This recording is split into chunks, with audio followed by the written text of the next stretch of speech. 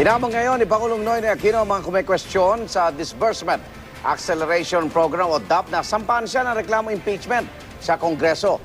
Inalamahan din ng Pangulo ang bansag na siya ang Pork Barrel King. Saksi si Salima Refran. Marami na akong ginawa eh. Tapos tatawagin lang akong Pork Barrel King. Medyo sa tutulang, no? Executive yung magagastos ng national budget. Okay? Napakaingat natin kung paano gastusin. Dahil kailangan natin mapagtanggol.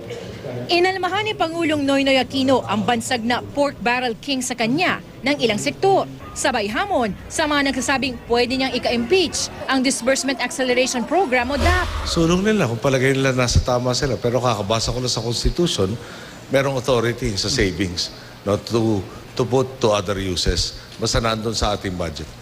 Kabilang sa mga kumekesyon sa legalidad na ito, ang isa sa mga bumalangkas ng konstitusyon na si Father Joaquin Bernas. If they create new items, that's already making an act of appropriation. And that can be done only by Congress.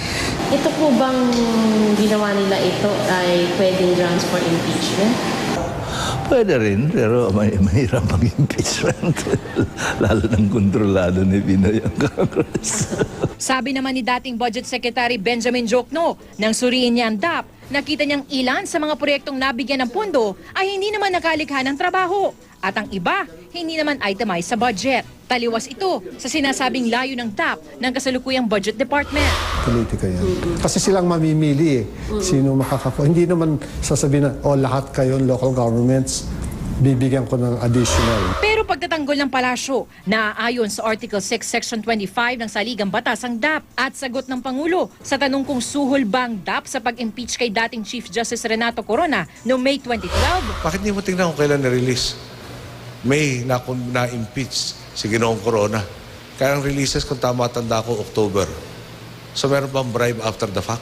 Pero paniwala ng mga naging abogado ni Corona, patunay ito na tama ang nakuha nilang impormasyon na maglalabas nga ang gobyerno ng dagdag pondo para sa mga senador na magko-convict sa kanilang kliyente noon. Naiinis ako that I was cited in contempt. Pinagalitan pa ako doon.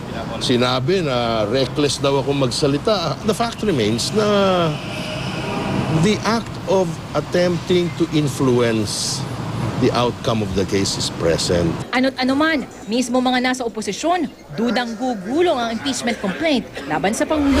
Masyado malayo siguro yun. At this point, you don't even know whether it is clearly illegal. We have a very popular president right now at siguro kung ano mang mga impeachment case ang